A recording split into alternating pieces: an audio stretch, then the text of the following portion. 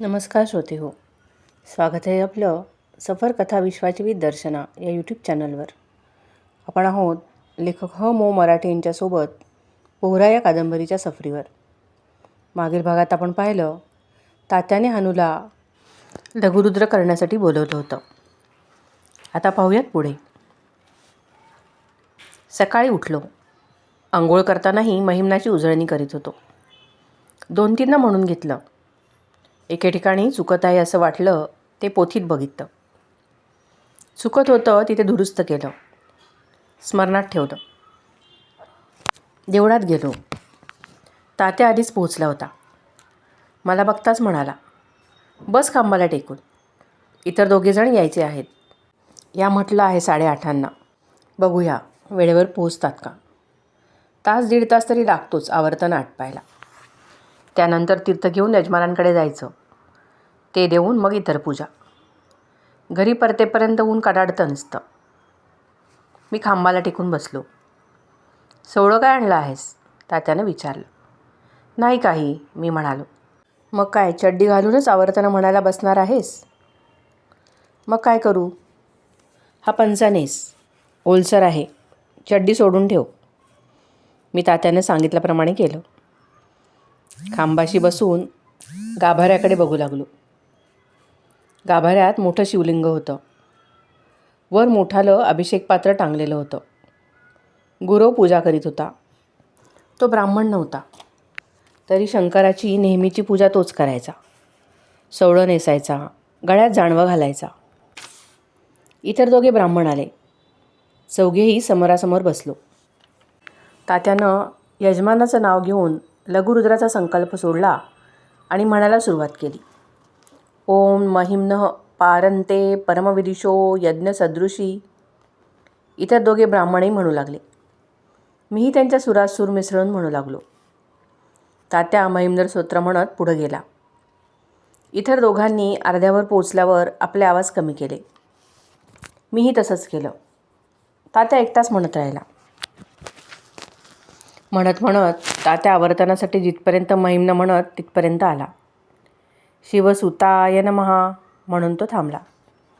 लगेच दुसऱ्या ब्राह्मणाने म्हणायला सुरुवात केली. तोही स्तोत्र म्हणत म्हणत शिवसुताय नमःपर्यंत आला. त्यानं म्हणून संपवताच तिसऱ्याने त्याचा स्वर उचलला आणि महिम्न म्हणायला सुरुवात केली. ओम महिम्नः पारंते परमविदिशो यज्ञसदृशी. 4घांचं एक आवर्तन म्हणून झालं. तात्यानं तुळशीची 4 पानं फरशीवर ठेवली. एकापुढे एक 4 आवर्तनं झाल्याची खूण म्हणून. पुन्हा तात्यानं म्हणायला सुरुवात केली. त्याचं झालं की दुसरा ब्राह्मण, तो झाला की तिसरा, मग मी. एक आवर्तनं झालं की तात्या तुळशीचं आणखी 1 पान खुणेसाठी ठेवी. आवर्तनं म्हणून झाली. शेवटचं आवर्तन सुरू झालं तेव्हा 3घांनीही मोठ्यानं म्हणायला सुरुवात केली. मीही मोठ्या आवाजात त्यांच्या सुरात सूर मिसळून म्हणू लागलो. शेवटचं आवर्तन म्हणून झालं. शेवटच्या आवर्तनाचं म्हणून संपूर्ण महिम्न स्तोत्र म्हणायचं. तात्या गाभाऱ्यात गेला. पिंडीवर पांढरी फुलं, बेलाचं पान ठेवून बाहेर आला. पंचपात्रीतून तीर्थ घेऊन आला. त्याने ब्राह्मणांना दक्षिणा दिली. मलाही दिली. तू जा आता घरी, संपलं तुझं काम. पंचा तेवढा सोडून दे माझा. तू घाल तुझी चड्डी. मी घरी आलो. शाळेत जायची वेळ होऊन गेली असावी असं वाटत होतं. कोणी विद्यार्थी शाळेत जाताना दिसत नव्हता. रस्त्यावर मालवणच्या बाजाराला जाणाऱ्या भारीवाल्या बायाही कमी झाल्या होत्या. माझ्यासाठी मी चपात्या भाजल्या नव्हत्या. बाबलसाठी भात शिजून ठेवला नव्हता. अभ्यासही करायचा राहिला होता. टाईमटेबल बघितलं. जोग सरांचा गणिताचा तास होता. ते विचारणार, गणितं केलीस? नाही. का? लघुरुद्राचा ब्राह्मण म्हणून गेलो होतो. म्हणजे दक्षिणा मिळवायला, होय ना? होय. मी असं सांगितलं की उद्यापासून मला सर चिडवणार.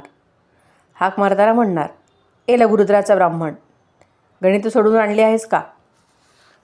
ते ऐकून वर्गातली मुलं हसणार. चपात्या कराव्या का की शाळाच बुडवावी? नाहीतरी आता उशीर झालाच आहे. नाही, शाळा बुडवता नाही आहे. उशीर झाला म्हणून ॲबसेंटी मांडली जाईल, पण अभ्यास तरी बुडणार नाही.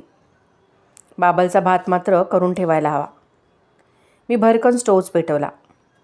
पातेलीत भात शिजत टाकला. दप्तर भरू लागलो. आपलं काय, आज हॉटेलातच जावं झालं. तात्यानं दक्षिणेची पावले दिली नाही. गोड गोड मऊ मालपोहा खावा.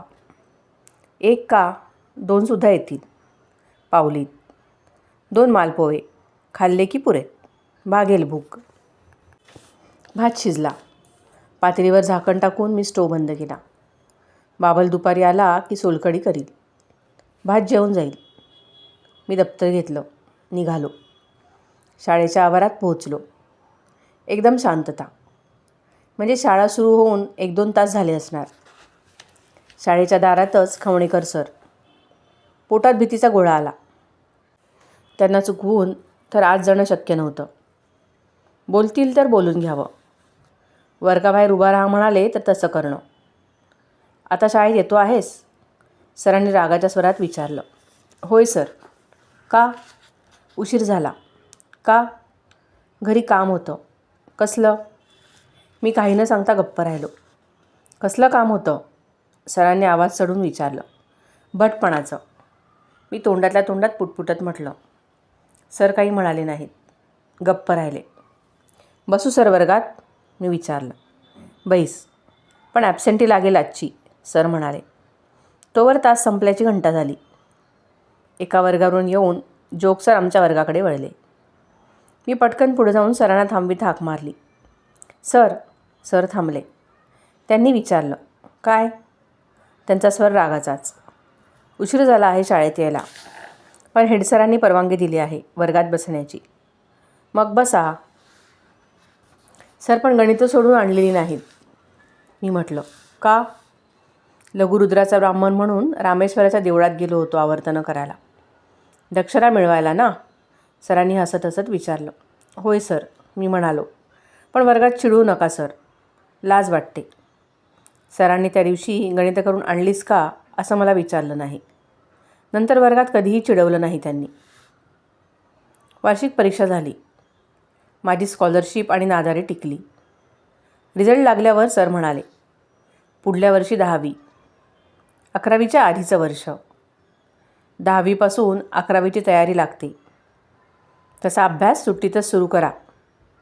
पुढल्या वर्षी म्हणजे 10वीत तुम्हाला एका विषयाची ऑप्शन द्यायचं शाळेनं ठरवलं आहे. ज्यांना ड्रॉइंग नको असेल त्यांना त्याऐवजी फिजिक्स केमिस्ट्री हा विषय घेता येईल. ज्यांना ड्रॉइंगऐवजी फिजिक्स केमिस्ट्री हवं असेल त्यांनी हात वर करा. मी पटकन हात वर केला. पटापट इतर अनेक मुलांनीही हात वर केले. पुष्कळच मुलांना ड्रॉइंग नको होतं.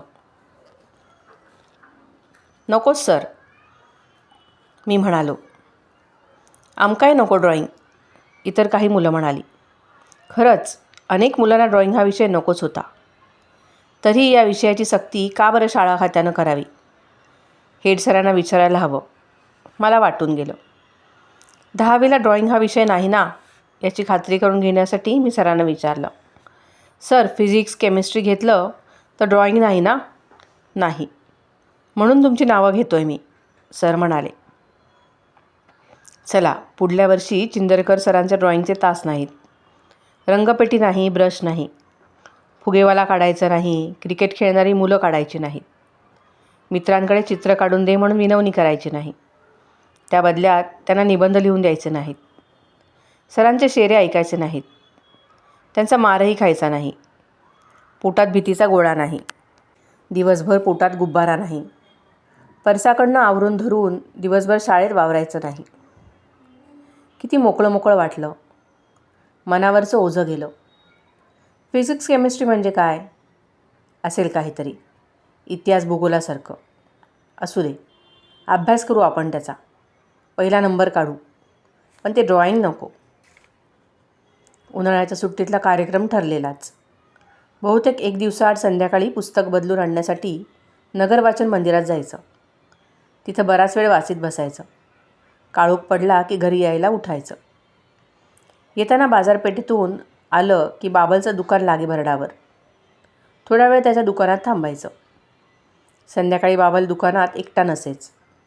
इतर कोणी कोणी असत देऊळवाड्यातले, भराडावरचे, वायरीच्या बाजूला जाणारे, कोणी वाकड्यावर बसलेला, कोणी स्टुलावर, इतर कपाटाला टेकून उभे, कोणीतरी सायकलवर बसून पायरीला पाय टेकून, कोणाच्या हाती ताजं वर्तमानपत्र. आदल्या दिवशी मुंबईत छापलेली वर्तमानपत्र दुसऱ्या दिवशी संध्याकाळपर्यंत एस टीच्या गाडीवरून गठ्ठा बांधून मालवणला येत. खंडाळेकरांच्या दुकानात ही ताजी वर्तमानपत्र घेण्यासाठी संध्याकाळी गर्दी होई. कोणी लोकसत्ता घेई, कोणी नवशक्ती, एखादा कोणीतरी इंग्रजी वर्तमानपत्रही घेई. पुष्कळजण मराठा घेत. मी लायब्ररीतून परत येताना हे दृश्य मला दिसे. बाबल मराठा विकत घेई. वर्तमानपत्र वाटणारा माणूस मराठाचा अंक संध्याकाळीच्या दुकानात आणून देई. अंक आला की सगळे त्यावर तुटून पडत. बघू रे, आज अत्रो काय म्हणतात संयुक्त महाराष्ट्रावर, कोणीतरी म्हणे. अग्रलेख बघ आधी, कशावर असा तो. दुसरा म्हणे. दुसरा कशावर असणार? संयुक्त महाराष्ट्राच्या लढ्यावरच असणार. तिसरा म्हणे. आज त्याने मोरारजीला कोणती नवी शिवी घातली हे फक्त बघायचं. उभ्या उभ्या अंकाची पानं सगळेच जण चाळत. मोठ्या अक्षरातली हेडिंग मोठ्यानं वाचत. एखादी बातमी मोठ्यानं वाचली जाई. अग्रलेख कोणत्या विषयावर आहे हे बघितलं जाई. त्याचं हेडिंग मोठ्यानं वाचलं जाई. अंक फाडाल रे माझा, द्या बरं माझ्याकडे घडी करून, मला निवांतपणे वाचायचं असतो रात्री जेवल्यावर, बाबल म्हणे. अंकाची घडी होई. बाबल ती आपल्या पिशवीत ठेवून देई. मला म्हणे, तू जा मरे घरी, कर उपीट थालीपीठ काहीतरी. मी निघे. घरी येऊन उपीट थालीपीठ करू लागे. बाबल येई, पण तो असा एकटा नसे. बरोबर दोघे तिघे असतच. त्यांच्या घरी जाण्याआधी आमच्याकडे येत. गप्पा मारीत बसत. बाबल पंचा नेसून हातपाय धुवून रामरक्षा म्हणू लागे. मी वाचन थांबवून उपीट वाढायला घेई. आम्ही खायला बसू. बाहेर गप्पा करीत बसलेले तिघे चौघे आपल्या गप्पा गजाली सुरूच ठेवीत. विठू अभ्यंकर, बाबू अभ्यंकर, नातू मास्तर, पुराणिक मास्तर असे असत. संयुक्त महाराष्ट्र हवाच का असं एकाला विचारलं की दुसरा तावातावाने का हवा ते सांगे. तिसरा म्हणे, काँग्रेसचं धोरण नेहमी महाराष्ट्राच्या विरोधातच राहिलं आहे. यशवंतराव काय संयुक्त महाराष्ट्र का आणणार? पहिला म्हणे, दिल्लीश्वरांसमोर लोटांगण घालण्यातच धन्यता मानतात मराठी नेते. उपीट खाता खाता आम्ही सगळं ऐकत राही. मरेच बाबल बसला जाग्यावरून म्हणे, जोपर्यंत मोरारजी देसाई आहेत तोपर्यंत द्विभाषिक राज्य आपल्या बोकांडी बसलंच म्हणून समजा. आत्रे उगीच नाही सांगत. थोडा वेळ उंच स्वरात वादविवाद झाल्यावर आपली टोपी डोक्यावर ठेवीत विठू अभ्यंकर म्हणे, चला घरी. संयुक्त महाराष्ट्र झाला काय नाही झाला काय, आपल्या कर्माची भिक्षुकी संपत नाही, चला. सगळे हळूहळू निघूनच जात. आमचंही उपीट खाऊन होई. बाबल भांडी घासून टाकी. मी शेण फिरवून घेई. अभ्यासाच्या पेटीपाशी येऊन बसे. तोवर तात्या येई, रामू येई. जेवलेत? तात्या भिंतीच्या मुळाशी बसून डोकीवरचं तेल हातानं चोळीत विचारी. झालं. काय उपीट का थालीपीठ? उपीट, मी सांगे. आज मावशीने नुसती पेजच केली होतीन. झालं.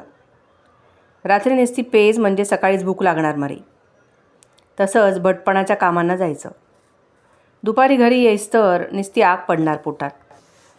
तात्याच्या सांगण्याकडे लक्ष न देता रामू कशावर तरी ताल धरून गाणं म्हणू लागे.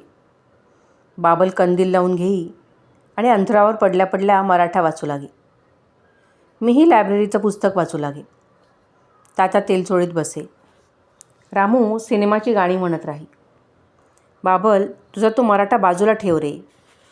गाणी म्हणता म्हणता रामू म्हणे, मला वाचू दे रे. आत्रे काय म्हणतो संयुक्त महाराष्ट्राच्या लढ्यावर. बाबल म्हणे, काय म्हणणार? मराठी भाषेचं वेगळं राज्य करा. केलं.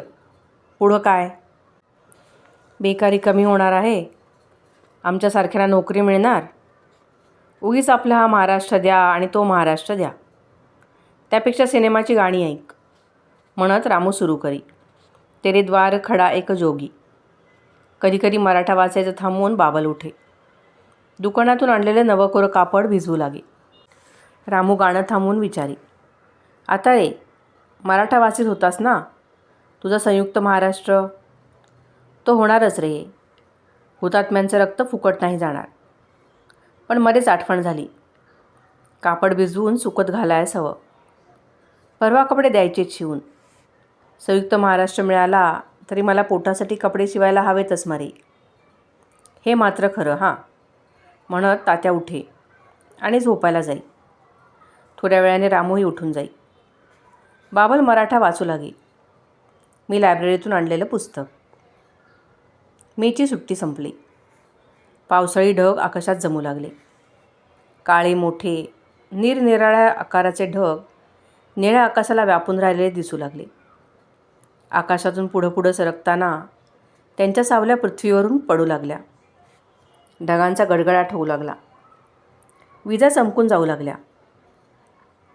रात्रीच्या वेळी चमकणारा विजांचा लक्कन फाकणारा उजेड आणि मागोमाग होणारा गडगडाट यांच्यामुळे थोडी भीतीही वाटू लागली. लवकरच पाऊस पडायला सुरुवात झाली. शाळाही सुरू झाली. त्या वर्षीच्या मॅट्रिकच्या परीक्षेचा निकाल लागला. वर्तमानपत्रांनी पास झालेल्या मुलांचे नंबर छापले. वर्तमानपत्रांनी मोठ्या अक्षरात मथळे छापले होते. रत्नागिरीचा एक मुलगा संपूर्ण विद्यार्थ्यात पहिला आला होता. मेहसा नावाला त्यांचं नाव मोठ्या अक्षरात सर्व वर्तमानपत्रांनी मथळे देऊन छापलेलं दिसत होतं. रत्नागिरीचा मुलगा सर्व विद्यार्थ्यात पहिला आला होता. त्याच्यावर बक्षिसं, स्कॉलरशिप यांचा अगदी वर्षावत झाला होता. रत्नागिरीचा मुलगा पहिला आला. रत्नागिरीचा, आपल्या रत्नागिरीचा. रत्नागिरीचा मुलगा सर्व मुलात पहिला येऊ शकतो तर. माझ्या मनात काहीतरी चमकून गेलं.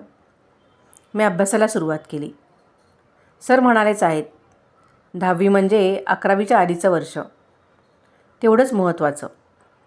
यंदापासून अभ्यास केला तर 11वीत एकदम अभ्यासाचं ओझं वाटत नाही.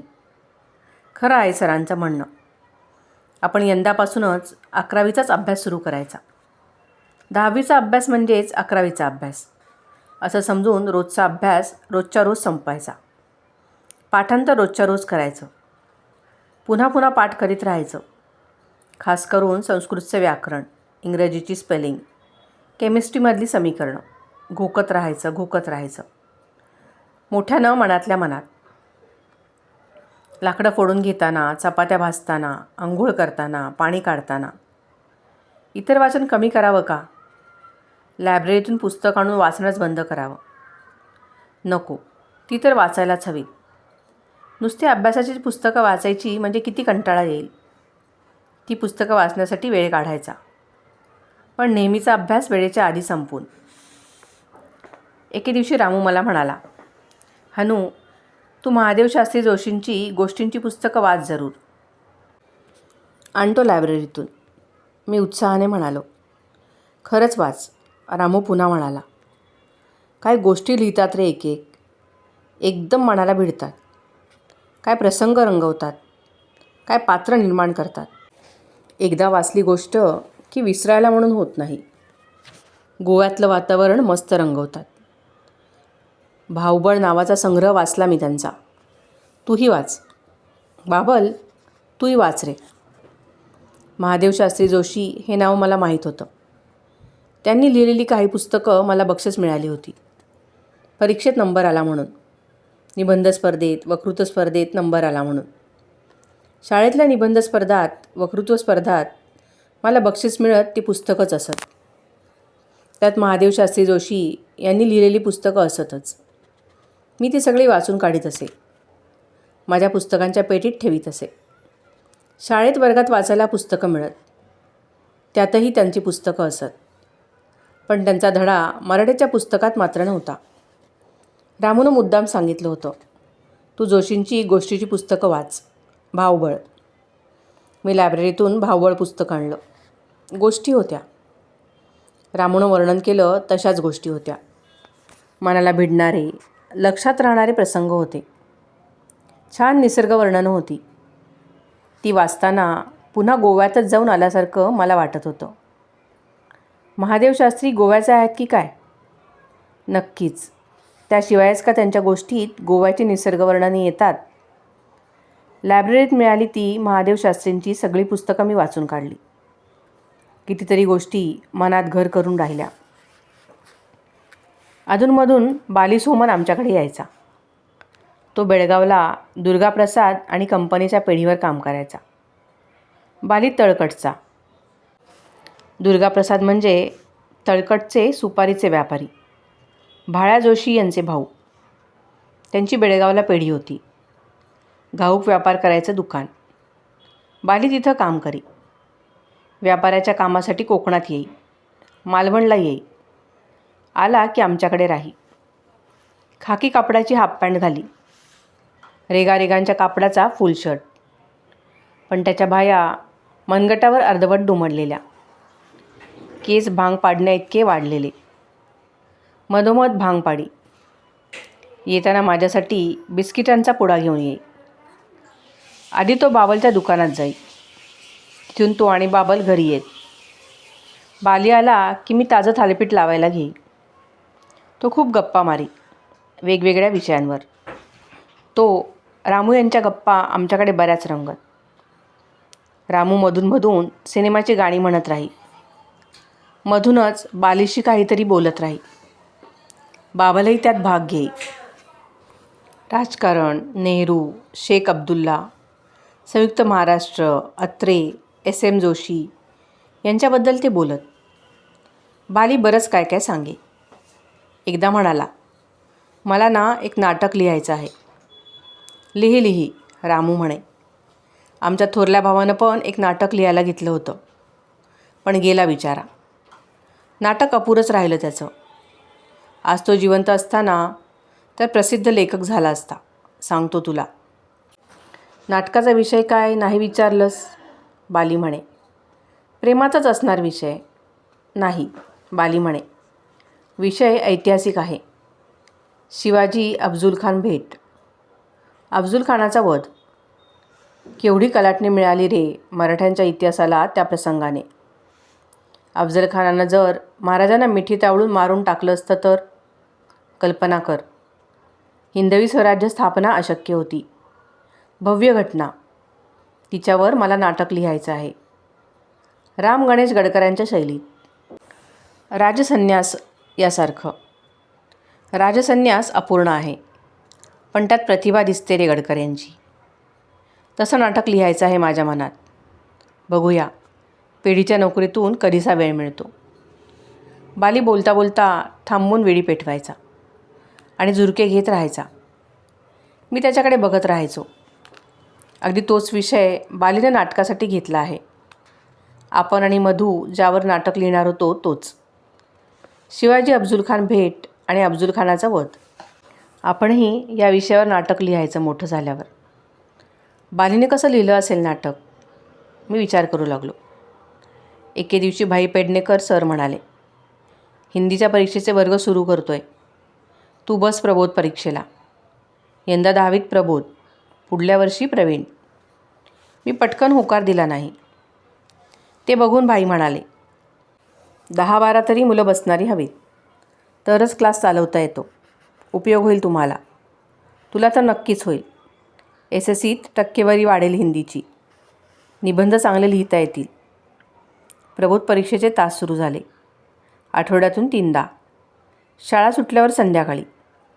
ते तास संपून घरी येईपर्यंत चांगलीच संध्याकाळ झालेली असे. भूकही भरपूर लागलेली असे. घरी येऊन हातपाय धुवून उपीट थालीपीठ करीपर्यंत बाबल पोहोचेसुद्धा. नेहमीच्या अभ्यासाच्या जोडीला हिंदीच्या परीक्षेचा अभ्यास. पण तो करताना कंटाळायला होत नसे. वर्गातल्या हिंदीच्या पाठ्यपुस्तकापेक्षा वेगळे धडे, कविता वाचायला मिळत. अधिक चांगल्या भाषेत लिहिलेले निबंध, अधिक चांगल्या गोष्टी, कविता. भाई शिकवताना त्या लेखक कवींची पुष्कळ माहिती सांगत. कोणी काय काय लिहिलं आहे, त्यांना हिंदी भाषेत लेखक म्हणून किती मान आहे, त्यांची पुस्तकं कोणती आहेत, असं सगळं.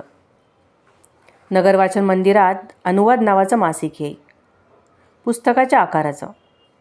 किर्लोस्कर स्त्रीमासिक मोठ्या आकाराची असत. हंस, नवल, मोहिनीसुद्धा मोठ्या आकाराची असत. सत्यकथा उफट अरुंद आकारात असे, अमृत पुस्तकाच्या आकारात. तसंच अनुवाद लहानसं, पुस्तकाच्या आकाराचं, हातात धरून वाचायला सोपं. अनुवाद मासिकात इतर वेगवेगळ्या भाषातील कथांचे, कवितांचे, लेखांचे मराठी अनुवाद फार असत. लायब्ररीत गेलो की मी ते वाचीत बसे. तिथंच हिंदीतल्या, बंगालीतल्या, कानडीतल्या, उर्दूतल्या निरनिराळ्या लेखकांच्या कथांचे, कवितांचे मराठी अनुवाद वाचताना खूप वेगळं वाटे. प्रसंग वेगळे, वातावरण वेगळं, पात्रांची नावं वेगळी, वेशभूषा वेगळी, कथांची पार्श्वभूमी वेगळी. त्यात इंग्रजीतल्या कथाकवितांचेही अनुवाद असत. आनांनी केलेले अनुवादमध्ये छापून येत. कथांचे, कवितांचे. प्रबोध परीक्षेच्या पुस्तकात एक कविता होती. मला आवडली होती. तिच्या खालची प्रश्नोत्तरं लिहिताना मला गंमत वाटली होती. वाचून वाचून ती माझी पाठ झाल्यासारखी झाली होती. कवी होते हरिवंशराय बच्चन. मला वाटलं आपण या कवितेचा मराठी अनुवाद करावा. मी करू लागलो. मूळची एक ओळ घेतली, मराठी अनुवाद केला, मूळच्या वृत्तातल्याप्रमाणेच. दुसरी घेतली, मराठी अनुवाद केला. तिसरी ओळ, जमून गेला मराठी अनुवाद. चौथी ओळ सहज जमला. चारही ओळी वाचल्या, मूळच्या हिंदीतल्या आणि मराठीतल्याही. अर्थ जमला होता आणि वृत्तही. पुढली कविता सहज जमत गेली. अनुवाद पूर्ण झाला. 2-4दा माझा मीच वाचून बघितला. मला पुन्हा वाटलं चांगला झाला आहे. मूळचा अर्थ उतरला आहे मराठी अनुवादात. मी 2 कोरे कागद घेतले. एका कागदावर मूळ कविता लिहिली. खाली लिहिलं कवी हरिवंशराय बच्चन. दुसऱ्या कागदावर अनुवाद लिहिला. खाली म्हटलं मराठी अनुवाद हनुमंत मराठे 10वी अ. क्लास सुरू झाला. भाई पेडणेकर आले. मी पटकन पुढं झालो. सर हे वाचून बघा जरा, मी म्हणालो. कागद त्यांच्याकडे दिले. त्यांनी चष्मा पाकिटातून काढीत विचारलं, काय आहे हे? हरिवंशराय बच्चन यांच्या कवितेचा मराठी अनुवाद मी केला आहे. तू? बाईंनी कागद हातात घेत म्हटलं आणि ते वाचू लागले. बरा झाला आहे, ते कौतुकानं म्हणाले. खरंच चांगलं केलं आहेस मराठीत भाषांतर. उद्या नोटीस बोर्डावर लावून टाकतो. क्लास संपल्यावर त्यांनी विचारलं, कुठं शिकलास तू अशी भाषांतरं करायला? अनुवाद म्हणून मासिक येतं सर, नगर वाचन मंदिरात. मी वाचतो ते. त्यात असतात कथांचे, कवितांचे अनुवाद. आपल्या अनांनी केलेले अनुवादही असतात छापलेले त्यात. मला वाटलं आपणही करून बघावा अनुवाद. जमला आहे सर? चांगला जमला आहे. उद्या लावून टाकतो नोटीस बोर्डावर. बाईंनी 2 कविता नोटीस बोर्डावर लावून टाकल्या. येता जाता मुलं वाचू लागली. एकदा सांस्कृतिक तासाला सर म्हणाले, आज उत्स्फूर्त भाषण करायची तुम्ही. विषय कोणता सर? मुलांनी विचारलं. सरांनी थोडा वेळ विचार केला आणि म्हटलं, सोपा विषय. मी कोण होणार? चला या एक जण पुढं. कोण सुरू करतो आहे? कोणीच पुढं येईना. सर म्हणाले, या पुढं. कोणीतरी सुरू करा. तू रे मराठे, चल ये पुढं, कर सुरू. मी वक्तृत्व स्पर्धेत बक्षीस मिळवत असे म्हणून सरांनी मला म्हटलं. मी उठलो. टेबलापाशी जाऊन उभा राहिलो. म्हणालो, मी पुढारी होणार. मुलांनी हसून प्रतिसाद दिला. मी बोलू लागलो, मी पुढारी होणार. पांढरी टोपी घालणारा पुढारी, टोप्या फिरवणारा पुढारी, टोप्या घालणारा पुढारी. पोरं हसून प्रतिसाद देऊ लागली. पुढारी काय करतात? आपण वाचतो वर्तमानपत्रात. लोकसत्तामध्ये, नवशक्तीमध्ये, मराठामध्ये. पुढारी खातात पैसे, पुढारी खातात लाच. पैसा खाऊनच त्यांची पोटं फुगतात. जनता त्यांना निवडून देते, ते मंत्री होतात. जनता तशीच हालअपेष्टा सहन करीत जगते. त्या जनतेच्या नावावर हे चरतात, गलेलठ्ठ होतात. जनता तशीच भुकेलेली, उपाशी. मी सुद्धा पुढारी होऊन तेच करणार. लोकांना आश्वासनं द्यायची, तुमच्यासाठी हे करीन, ते करीन, परिस्थिती सुधारीन. पण करायचं काही नाही. मुंबईला राहायचं, दिल्लीला राहायचं, चाचा नेहरूंचं नाव घ्यायचं, खा पैसे खायचे. आचार्य अत्रे कसे वाभाडे काढतात आपल्या वर्तमानपत्रातून, पण काही नाही. याचं आपलं पूर्वीचंच काम चालू, पैसे खाणं. मी त्यांच्यासारखंच करणार पुढारी होऊन. मी माझं भाषण संपवीत आणलं. मी बोलायचं थांबलो. माझ्या जागेकडे जाऊ लागलो. तेवढ्यात पटकन उडी मारून सुधाकर लोणे पुढे आला. टेबलापाशी उभा राहिला. बोलू लागला. म्हणाला, मी पोलीस अधिकारी होणार आणि मराठ्यासारख्या पुढाऱ्यांना सरळ तुरुंगात टाकणार. पोराने जोरात टाळ्या वाजवल्या. सुधाकर बोलू लागला, पैसे खाणाऱ्या पुढाऱ्यांनीच देश बिघडवला आहे. त्यामुळेच गरिबांची परिस्थिती सुधारत नाही, कधी सुधारणारही नाही. लोक अशा पुढाऱ्यांना निवडून देतातच का? त्यांनी त्यांना निवडूनच देता कामा नये. पण लोकांना समजत नाही म्हणून हे निवडून येतात, मंत्री होतात, पैसे खातात. त्यांना तुरुंगातच डांबलं पाहिजे. त्यासाठी मी मोठा झाल्यावर पोलीस अधिकारीच होणार. मग मराठ्याची धडगत नाही. मुलं माझ्या भाषणाने हसत होती. मी आता उपहासपर, उपरोधपूर्ण असं सहज बोलू लागलो होतो. मुलं त्यामुळे हसत होती. पण सुधाकरच्या भाषणाला त्यांनी टाळ्या वाजवल्या होत्या. सुधाकर लोणे आणि त्याचा भाऊ मधुकर दोघेही आमच्या शाळेत मुंबईहून आले होते. सुधाकरच्या वागण्यात, बोलण्यात मुंबईचं पाणी दिसून यायचं. तरतरीतपणे बोलायचा, तरतरीतपणे चालायचा. आम्हा मुलांच्या वागण्या बोलण्यात नसलेला चपळपणा त्याच्या वागण्या बोलण्यात आढळायचा. सुधाकर हुशारच होता. सारखी चुळबुळ करीत असायचा. सरांच्या प्रश्नांना उत्तर द्यायचा. कधीकधी वात्रटपणा काहीतरी उत्तर द्यायचा. त्यातून त्याची हुशारीच दिसून यायची. मधल्या सुट्टीत आम्हाला मुंबईच्या गोष्टी सांगायचा. आम्ही कुतूहलाने, उत्सुकतेनं ऐकत राहायचो. खेळायचा पण चांगला. खेळायच्या तासाला मी ग्राउंडच्या बाहेर उभा राही. खेळायला जात नसे तेव्हा म्हणायचा, ये रे खेळायला, उंचीचा उपयोग कर, बॉल मार उंचीवरून. मी आपल्या ग्राउंडच्या बाहेरच उभा राहून इतरांचा खेळ बघे. वर्गाच्या हस्तलिखित मासिकाची तयारी सुरू झाली. आम्ही गोष्टी लिहिल्या, कविता लिहिल्या, माहितीपर लेख तयार केले, विनोदी लेख तयार केले, सुटके रचले.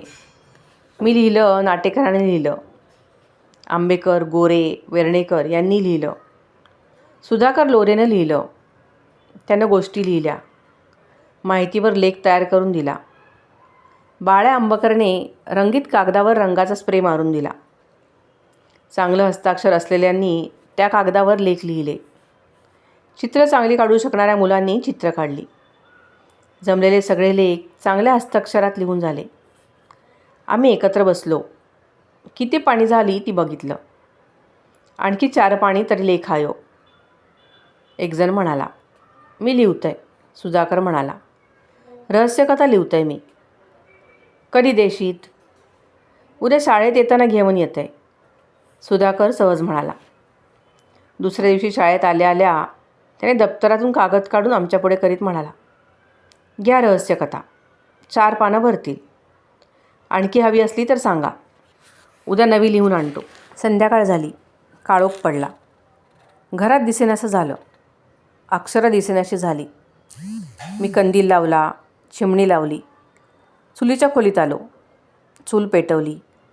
लाकडं पेटू लागली. खोलीच्या भिंतीवर लालसर काळा प्रकाश पडू लागला. मी उफीट करायला घेतलं. पातेलीत तांदूळ भाजून घेऊ लागलो. पळीचा, तांदळाचा लाकडं पेटताना होणारा फटफट असे आवाज येऊ लागले. तेवढ्यात लांबून ढोल वाजल्याचा आवाज येऊ लागला.